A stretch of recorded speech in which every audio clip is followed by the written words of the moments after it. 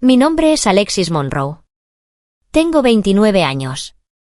Y el día de Año Nuevo, aprendí exactamente qué lugar ocupo en mi propia familia. Entré en la sala de estar de mis padres esa mañana llevando una bolsa de café de especialidad de Seattle y una caja de pasteles que había comprado en el camino. La casa olía a canela y granos tostados. Había papel de regalo por todas partes y todos se reían. Mi mamá sostenía un nuevo utensilio de cocina. Mi papá hablaba de una parrilla de lujo. Mi hermana ya estaba tomando fotos de su nuevo set de spa.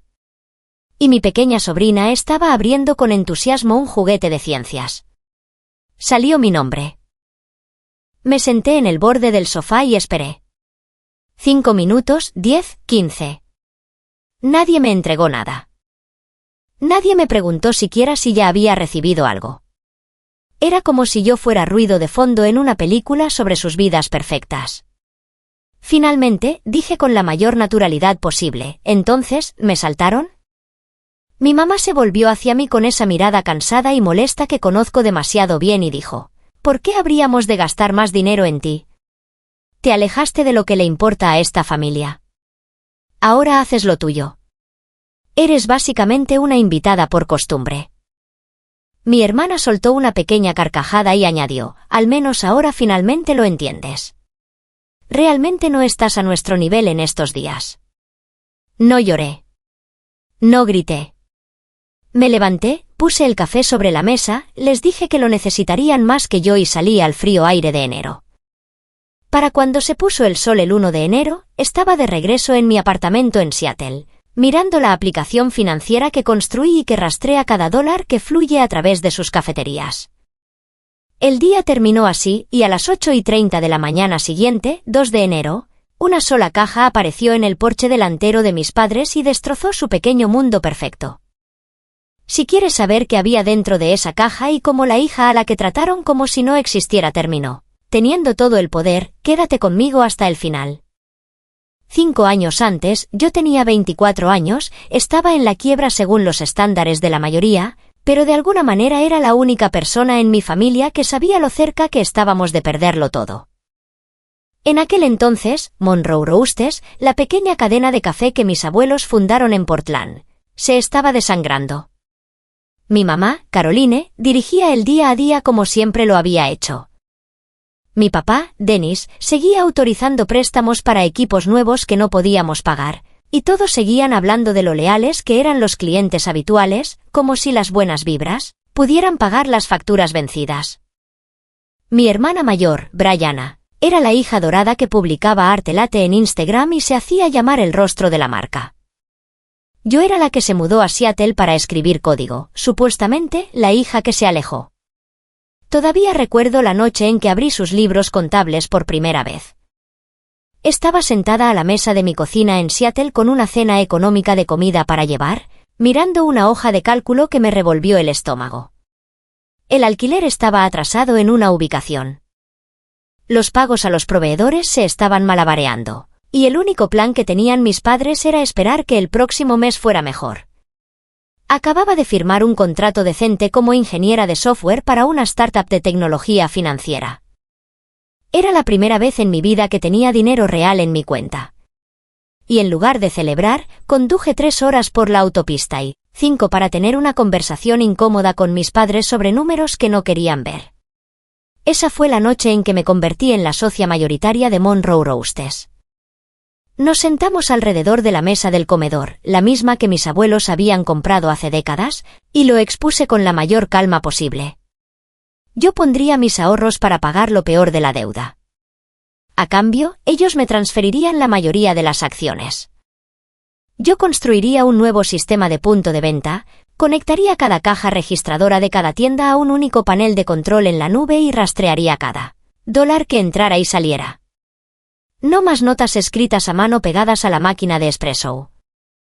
No más efectivo misterioso que nunca llegaba al banco. Mi madre odiaba la idea de que yo fuera la que manejara los números, pero odiaba más la idea de una ejecución hipotecaria. Mi papá firmó porque pensó que era temporal. Brian afirmó porque mamá se lo dijo. Regresé a Seattle a la mañana siguiente y comencé a programar. Durante meses, dividí mi vida a la mitad. De día, trabajaba en herramientas de pago y modelos de riesgo para mi empleador.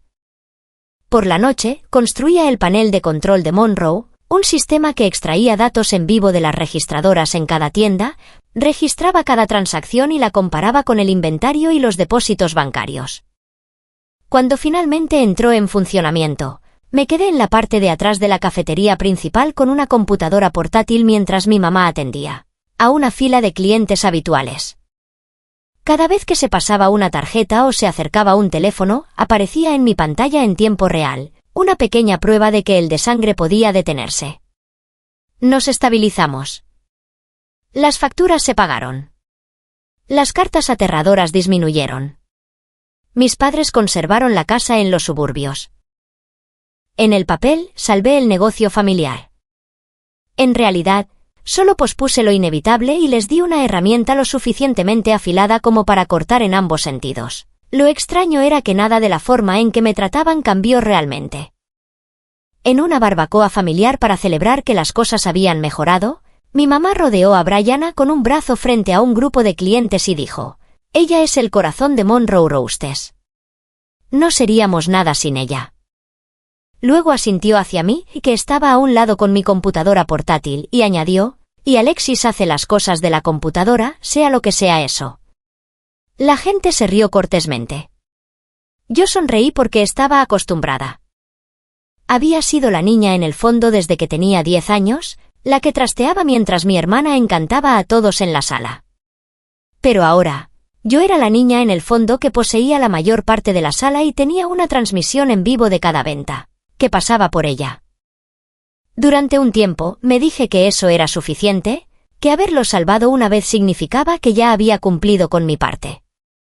Luego, en la noche del 1 de enero de 2026, sentada sola en mi apartamento de Seattle después de salir de aquel intercambio de regalos, abrí el mismo panel de control que había construido para rescatarlos y vi un patrón que no tenía sentido. Las ventas brutas en cada ubicación eran altas. Los depósitos bancarios eran extrañamente bajos, y la columna de efectivo parecía como si alguien hubiera estado recortando pequeños trozos de ella durante mucho tiempo. Me desplacé hacia atrás mes tras mes, viendo cómo la brecha se ensanchaba, y me di cuenta de que mi familia no solo me había faltado al respeto, habían estado usando el sistema que yo creé para ocultar dinero silenciosamente, confiando en que la chica que solo hacía cosas de computadora nunca diría nada. A las 8:30 de la mañana del 2 de enero, una caja de cartón marrón aterrizó en el porche delantero de mis padres en Portland mientras yo estaba sentada a 300 kilómetros de distancia en mi apartamento de Seattle, viendo una barra de progreso avanzar en la pantalla de mi computadora.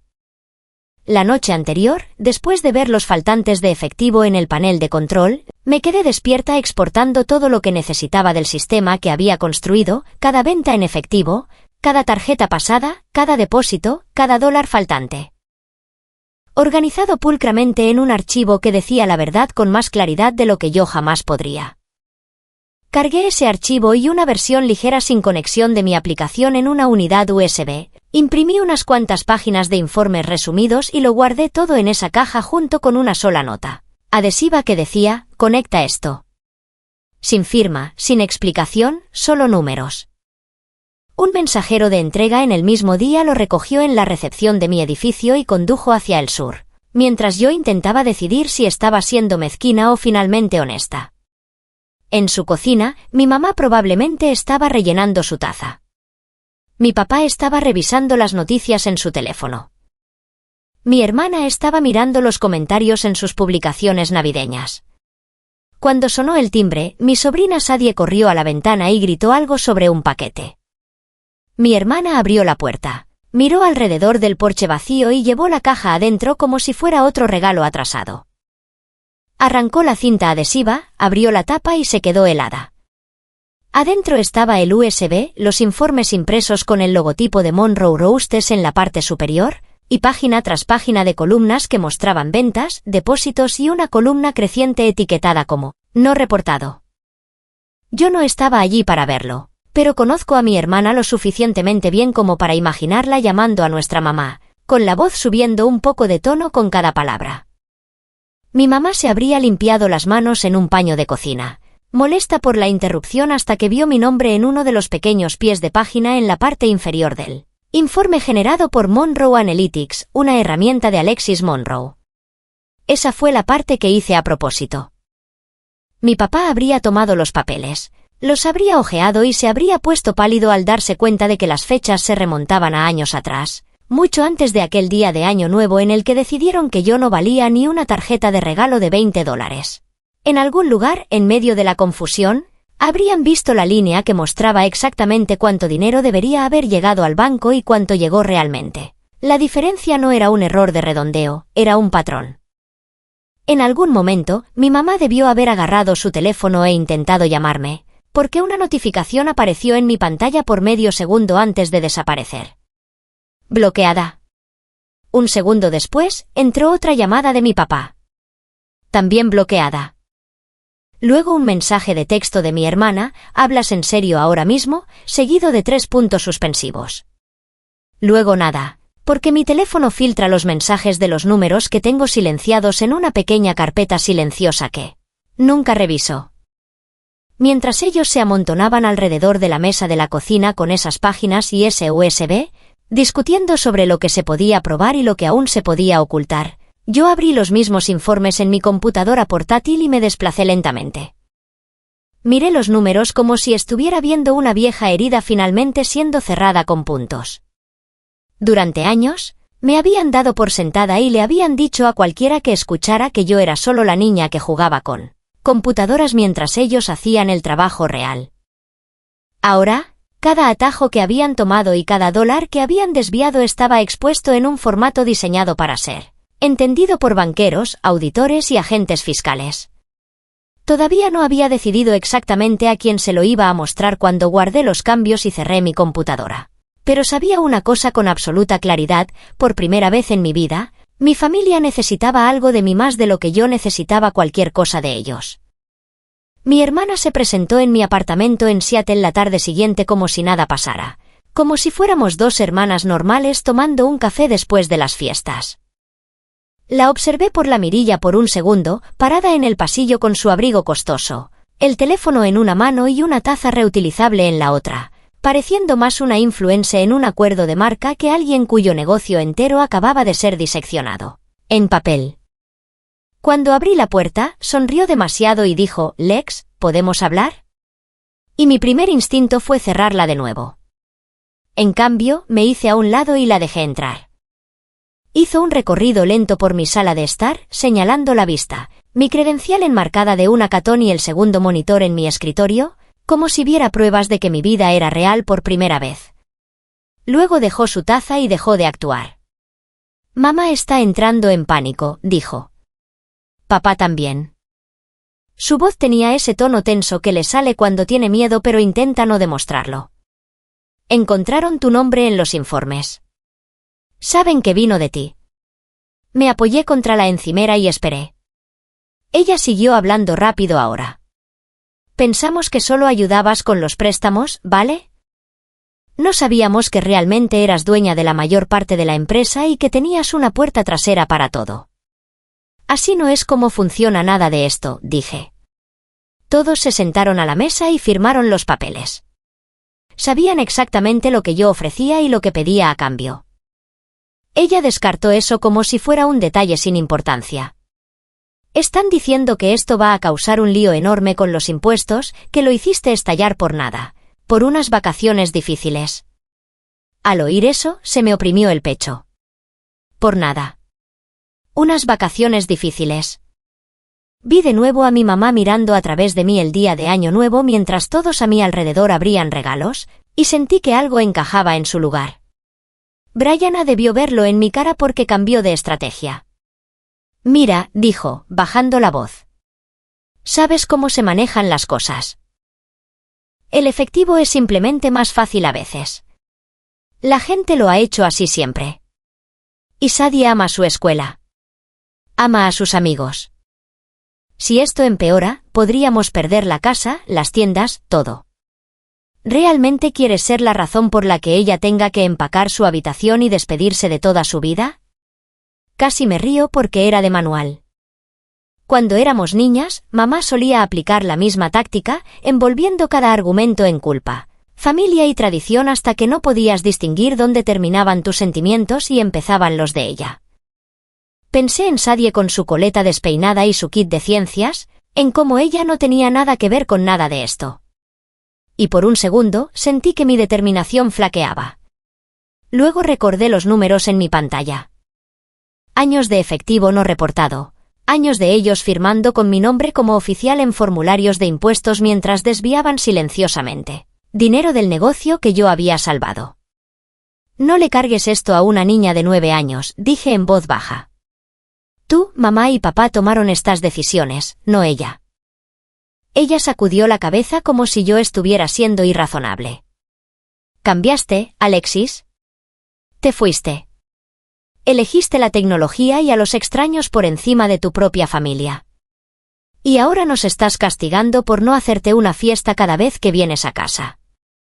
Ahí estaba, el viejo guión. Me alejé de lo único que importaba. Era una malagradecida. Les debía lealtad eterna porque compartía su apellido. Pensé en una mañana de invierno cuando tenía 15 años, de pie en la parte de atrás del Monroe Roosters original con una computadora portátil destartalada en equilibrio, sobre una caja de leche. Me había quedado despierta toda la noche aprendiendo por mi cuenta cómo construir una página de pedidos básica, orgullosa del pequeño formulario que podía enviar las opciones de bebidas directamente a la barra. Cuando se lo mostré a mi mamá, se rió suavemente y me dijo que lo guardara para no asustar a los clientes habituales. La gente viene aquí para hablar con nosotros, no con una pantalla, dijo lo suficientemente alto como para que toda la fila la escuchara.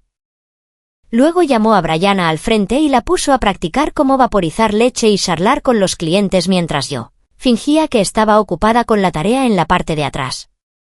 No lo sabía entonces, pero ese día marcó el tono para la siguiente década. Ella era el rostro, yo era el fondo. Y ahora el fondo tenía las pruebas. De vuelta en mi apartamento, me enderecé y miré a mi hermana a los ojos. No les estoy haciendo esto a ustedes, dije. Terminé de encubrir decisiones que yo no tomé. Si no hay nada que ocultar, entonces los números coincidirán. Bien. Abrió la boca, la cerró de nuevo y agarró su taza. Esta no eres tú, murmuró de camino a la puerta. Solía ser la única persona con la que podía contar para poner a la familia primero. Dejé que eso flotara en el aire por un segundo antes de responder. Tal vez poner a la familia primero es lo que me metió en este lío. Después de que se fue, el silencio en mi apartamento se sintió más pesado que la noche anterior. Me senté a mi escritorio, abrí mi computadora y saqué todo lo que había exportado, los informes, los registros, las cadenas de correos electrónicos donde mis padres mencionaban casualmente sacar un poco de efectivo extra esa semana. Mi nombre figuraba en los documentos corporativos que decían que yo era responsable si las cosas salían mal. Marqué el número de una abogada de negocios en Seattle que uno de mis compañeros de trabajo me había recomendado, meses antes cuando bromeábamos sobre los peores escenarios. Esta vez no era una broma. Expliqué quién era, qué había construido y qué había encontrado. Le hice una pregunta que había estado evitando desde el momento en que vi la primera discrepancia. Si sé que está ocurriendo un fraude fiscal en una empresa donde mi nombre aparece en el papeleo y me quedo callada, ¿eso me hace cómplice? Ella no lo endulzó. No se ve bien, dijo. Y si estalla más tarde, ellos absolutamente intentarán culparte a ti. Me explicó mis opciones, incluyendo una de la que había oído hablar pero en la que nunca había pensado realmente, el programa de denunciantes del IRS. Pasé el resto del día leyendo todo lo que pude encontrar al respecto, cruzando los requisitos con mis datos y asegurándome de no cruzar ninguna línea con la privacidad o el hackeo. Yo tenía acceso de administrador. Yo había construido el sistema. Tenía todo el derecho a esos informes. Para cuando el sol se puso sobre Seattle nuevamente, había escrito una declaración detallada, adjuntado archivos y completado la presentación en línea. No como una hija resentida, sino como una socia mayoritaria que ya no quería que su nombre estuviera vinculado a una mentira. Hacer clic en enviar no se sintió dramático. No hubo un trueno, ni música épica. Simplemente se sintió como salir finalmente de una casa en llamas que me habían dicho que fingiera que estaba bien. Tal vez una verdadera familia se habría preocupado de que yo fuera la que se estaba asfixiando adentro. Varios meses después, el primer sobre blanco del Servicio de Impuestos Internos, IRS, apareció en el buzón de mis padres, y todo lo que se había susurrado alrededor de la mesa de la cocina de repente tuvo un membrete oficial. No vi sus caras cuando lo abrieron, pero me enteré del pánico de segunda mano por un primo que trabajaba a tiempo parcial en una de las tiendas. Me envió un mensaje diciendo que mi mamá se había quedado callada en medio de una hora pico, fue a la trastienda con la carta y salió con los ojos tan rojos que hasta los clientes habituales lo notaron. La notificación no era dramática por sí sola. Era una carta de auditoría estándar. El tipo de carta que dice que el gobierno quisiera mirar más de cerca unos cuantos años de declaraciones de una pequeña empresa que, en el papel, parece más rentable de lo que fluye por sus cuentas bancarias. Para una empresa normal, habría sido aterrador pero manejable. Para Monroe Roasters, con su pila de efectivo faltante cuidadosamente ocultada y una socia mayoritaria que acababa de presentar un informe de denunciante, era una mecha lenta de una explosión mucho mayor. Mis padres hicieron exactamente lo que esperaba. Contrataron a un abogado fiscal local, imprimieron su propia versión de los números e intentaron construir una historia donde los faltantes en los depósitos eran solo descuidos inocentes.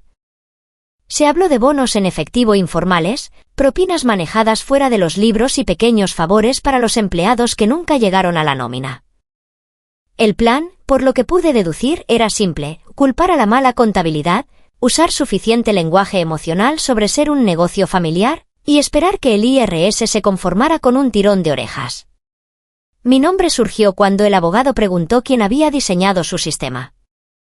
Fue entonces cuando la situación dejó de ser un lío familiar privado y se convirtió en algo que yo no podía ignorar. Una agente del IRS me llamó a mi número de Seattle una mañana mientras estaba entre reuniones de mi trabajo en FinTech. Se presentó, confirmó mi papel como socia mayoritaria y arquitecta del sistema, y me preguntó si estaría dispuesta a responder algunas preguntas sobre cómo funcionaba el sistema de punto de venta de Monroe Roasters. Cerré la puerta de mi oficina, me senté y le dije que sí. Programamos una videoconferencia. Una semana después, me encontré en una pantalla dividida con 3 personas que habían definido toda mi infancia. Mis padres estaban sentados a la mesa del comedor en Portland. Mi hermana estaba a su lado. Encima de ellos colgaba el mismo candelabro que había presidido cada Navidad, cada cumpleaños y cada gran pelea que habíamos tenido. Al otro lado de la pantalla estaban la agente, su supervisor y el abogado fiscal que mis padres habían contratado. Yo estaba en una sala de conferencias sencilla en mi oficina, con una pared de vidrio detrás de mí, mi computadora portátil un poco más atrás de lo habitual para no tener que mirar demasiado de cerca mi propio reflejo. La agente comenzó con preguntas de rutina. ¿Cuánto tiempo hacía que era accionista? ¿Cuándo implementé el sistema POS? ¿Qué acceso tenía a los datos? Respondí con cuidado pero con honestidad. Expliqué que las cajas registradoras de cada tienda envían cada transacción a una base de datos central en tiempo real, que cada venta se registra con una marca de tiempo, método de pago y monto, y que el sistema genera automáticamente informes diarios comparando ventas con depósitos. Cuando el abogado intentó intervenir y sugerir que tal vez la sincronización a veces fallaba o los registros estaban incompletos, pedí permiso para compartir mi pantalla y mostré una versión saneada del panel de control usando datos de demostración para ilustrar cómo funcionaba. Les mostré el rastro de las transacciones, la vista de conciliación y los registros de errores que marcarían cualquier fallo en la sincronización. La agente observaba en silencio, tomando notas. Mis padres simplemente miraban como si estuvieran viendo lo que yo había construido por primera vez. Una vez que los conceptos básicos quedaron claros, las preguntas cambiaron. ¿Había discutido alguna vez las discrepancias entre los ingresos reportados y lo que mostraba el sistema? ¿Alguna vez me habían pedido que alterara los números? Respondí que había notado pequeñas señales de alerta en años anteriores y las había mencionado en términos vagos, solo para ser ignorada con bromas sobre que el efectivo era difícil de rastrear. Dije que yo nunca había cambiado los datos, nunca había editado los registros ni borrado transacciones, y que el sistema fue diseñado específicamente para evitar cambios silenciosos sin un rastro de auditoría. Mi mamá eligió ese momento para quebrarse. Se secó unas lágrimas que no llegaron a correr su maquillaje y dijo a la cámara: «Solo somos una familia intentando mantener vivo un pequeño negocio. No somos una gran corporación. Tal vez cometimos errores, pero no somos criminales». Mi papá intervino hablando de la presión de mantener a los empleados con su sueldo, del aumento del alquiler y los costos de suministros, y de cómo a veces tomas efectivo porque no sabes cuándo vendrá la próxima crisis. Mi hermana intentó culparme a mí por haber decidido construir algo demasiado complicado, llamándolo una aplicación confusa que ninguno de ellos entendía realmente. Insinuó que algunas de las discrepancias podrían ser culpa mía, que yo podría haber configurado algo mal o haber reportado algo incorrectamente a su contador sin explicarlo de forma adecuada. Me senté allí y los dejé hablar hasta que el abogado asintió en mi dirección, preguntándome en silencio si quería responder. Respiré hondo, mantuve la voz nivelada y dije que el sistema no extravía el efectivo. Las personas sí.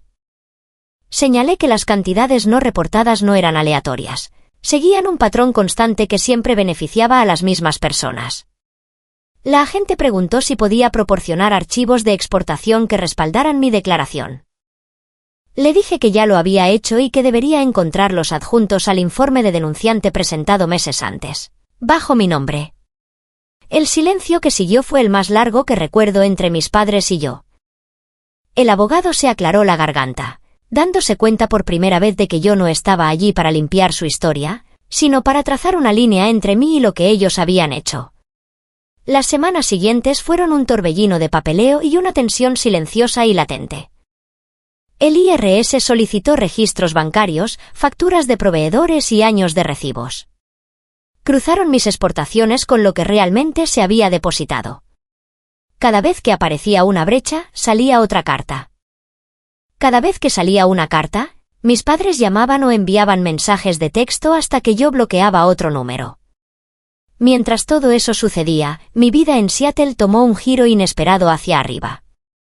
Mi jefe me llamó a una reunión y me dijo que un artículo que yo había coescrito sobre la detección de fraudes en pequeñas empresas había sido aceptado en una conferencia de FinTech en San Francisco.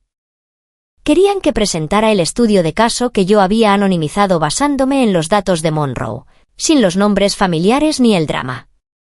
Reservé un vuelo, escribí una charla sobre cómo la tecnología puede proteger a los propietarios y empleados cuando se usa de manera transparente, e intenté no pensar en la ironía de usar el colapso de mi propia familia como una historia de éxito profesional.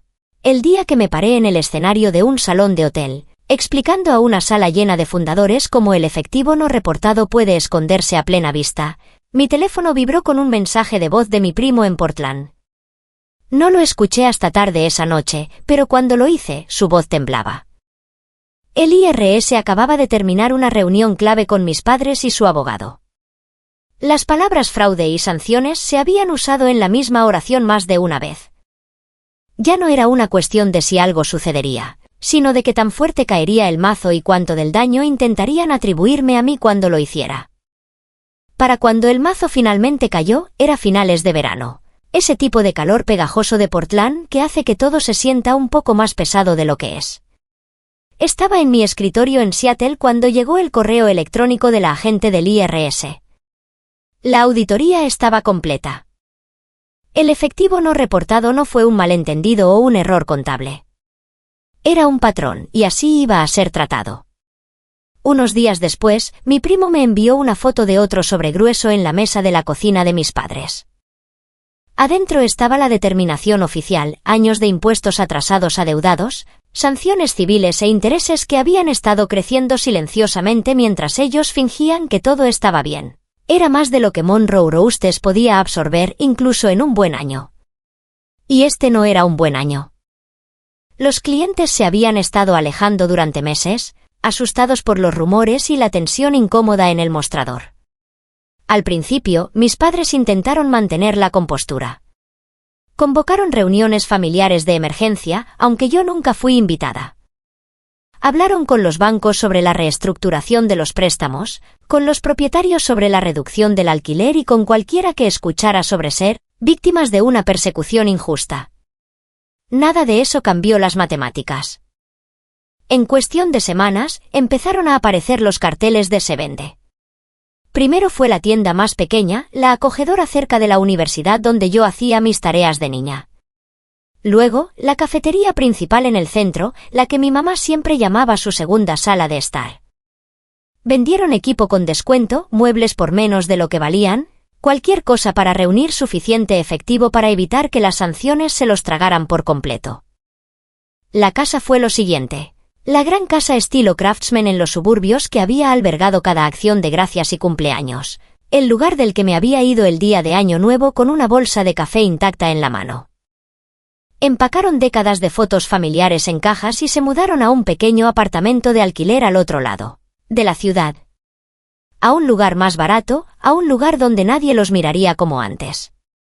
Las consecuencias no se detuvieron en el dinero. Mi papá empezó a ver a un cardiólogo después de que su presión arterial subiera tanto que, en una cita, la enfermera se negó a dejarlo ir sin pruebas adicionales. Mi mamá dejó de publicar actualizaciones alegres desde detrás del mostrador porque ya no quedaba ningún mostrador que le perteneciera. Los clientes habituales a los que solía llamar por su nombre se fueron a otras tiendas, y las mujeres con las que solía presumir de su éxito empresarial dejaron de invitarla a sus brunches. Brianna intentó capear la tormenta en línea, desviando su contenido de la marca familiar hacia publicaciones vagas de estilo de vida, pero los patrocinadores se retiraron silenciosamente cuando se dieron cuenta de que el encantador imperio del café detrás de ella era ahora una historia con moraleja. Las grietas en su matrimonio con Tyler, que siempre habían estado allí bajo la superficie, se abrieron rápido cuando llegó el estrés financiero. Él estaba resentido por haber sido arrastrado a un lío que no creó. Ella estaba resentida porque él no fingía que todo se iba a arreglar mágicamente.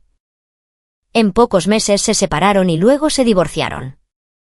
Sadie pasó de un dormitorio grande en un buen distrito escolar a un apartamento más pequeño y a una escuela diferente donde nadie conocía su apellido. En medio de todo eso, mis padres intentaron por última vez convertirme en la villana. Mi teléfono se iluminó con un número que no reconocí. Una noche, contesté sin pensar y escuché a mi madre antes de que la conexión se estabilizara. «Tú hiciste esto», dijo. Su voz estaba ronca, como si hubiera estado llorando durante horas. «Destrozaste a esta familia por unos números en una pantalla y un sentimiento herido de unas vacaciones. Lo perdimos todo porque no pudiste dejarlo pasar». La dejé hablar. Dejé que mi papá se pusiera al teléfono y lo dijera también, a su manera más tranquila, hablándome de amigos que ya no llamaban y de empleados que habían seguido adelante. Al final de su discurso, dijo, «¿Sabes? Nunca habrían mirado tan a fondo si tú no los hubieras apuntado en nuestra dirección. Denunciaste a tus propios padres. Eso tiene que significar algo para ti». «Lo significa», dije. «Significa que no estoy dispuesta a hundirme por decisiones que yo no tomé. Ustedes firmaron con mi nombre en esas declaraciones. Usaron mi sistema para ocultar efectivo y asumieron que me quedaría callada porque compartimos ADN. Esa fue su apuesta. Perdieron. Hubo más discusiones, más culpa y más apelaciones a la tradición y la lealtad. Pero nada de lo que dijeron cambió el hecho de que el IRS había tomado su decisión y Monroe Roastes había desaparecido. Cuando finalmente terminó la llamada, me quedé allí mirando mi reflejo en la pantalla oscura de mi computadora y sentí algo que no había sentido en años. No fue triunfo, ni alegría, solo un tipo de alivio limpio y agudo. Estaba fuera. Poco después de que se vendiera la última tienda, recibí el papeleo para finalizar la transferencia de mis acciones restantes al comprador, un grupo regional de café que había adquirido el nombre de la marca y algunas de las ubicaciones. Firmé todo electrónicamente. Vi cómo mi propiedad se reducía a cero y vi la transferencia llegar a mi cuenta unos días después. No era una fortuna, no después de las deudas y las sanciones, pero era suficiente. Suficiente para el pago inicial de una pequeña casa cerca del río en Portland, un lugar con grandes ventanales y una habitación libre que podría convertir en una oficina. Era suficiente para sembrar los ahorros que había comenzado para mí misma después de darme cuenta de que la familia no era una red de seguridad con la que pudiera contar. Regresé a Oregón bajo mis propios términos, no al sofá de mis padres, ni a la sombra del viejo letrero de Monroe Roasters, sino a una calle tranquila donde nadie me conocía como la decepción que dejó el negocio familiar. Traje mis monitores, mi sudadera gastada y la misma computadora portátil que había usado para construir el sistema que lo cambió todo. Instalé mi escritorio frente al agua y abrí un documento en blanco titulado Siguiente. Oficialmente, seguía siendo ingeniera senior para mi empresa de fintech. Extraoficialmente, había empezado a esbozar planes para mi propio producto, una herramienta para ayudar a los propietarios de pequeñas empresas a detectar exactamente el tipo de fraude y descuido que mis padres habían envuelto en el lenguaje de la supervivencia. Había una cierta simetría en eso. Ellos habían usado mis habilidades para engañar al sistema. Yo iba a usar las mismas habilidades para ayudar a otras personas a mantener sus libros limpios. Meses después, mientras el otoño se arrastraba de nuevo en el noroeste del Pacífico, pasé por una de las antiguas ubicaciones de Monroe de camino a encontrarme con una amiga. El letrero había sido reemplazado, el menú rediseñado y los baristas eran todos nuevos. Nadie me reconoció. Nadie sabía que mi apellido alguna vez estuvo pintado en las ventanas. Me quedé allí un segundo, viendo a los clientes hacer fila para sus bebidas, y sentí una extraña mezcla de dolor y gratitud. El lugar que había definido mi infancia había desaparecido. La versión de mí que necesitaba su aprobación se había ido con él. Las personas que me hirieron habían pagado un precio que yo no tuve que cobrar en persona. Me di la vuelta y seguí caminando hacia una vida que finalmente sentía como mía. La primera mañana que me desperté en mi casita junto al río en Portland, la luz entró suave y gris por las persianas y por un segundo olvidé todo lo que había pasado. No había olor a granos de café tostándose abajo, ni tintineo de tazas, ni el sonido distante de mi madre gritando pedidos con esa voz brillante y teatral que usaba para los clientes. Solo silencio. Mi propia taza de café, mi propia cocina, mi propio nombre en el contrato de alquiler. Preparé un café de filtro con granos de un tostador local que no tenía nada que ver con mi familia. Lo llevé a mi oficina y abrí mi computadora. El panel de control de Monroe había desaparecido de mis marcadores. En su lugar había una nueva carpeta de proyecto, la que había empezado la noche en que firmé la cesión de mis acciones, una herramienta para dueños de pequeñas empresas que querían transparencia en lugar de puntos ciegos convenientes. Un sistema diseñado para proteger a la gente decente de la clase exacta de atajos de los que mis padres se habían convencido de que eran normales. Construirlo fue extrañamente sanador. Cada línea de código se sentía como una pequeña reversión de lo que se había hecho con el último sistema que construí. En lugar de ocultar efectivo, este resaltaba patrones de riesgo. En lugar de facilitar que los dueños desviaran dinero, facilitaba que los empleados vieran cuando algo no cuadraba.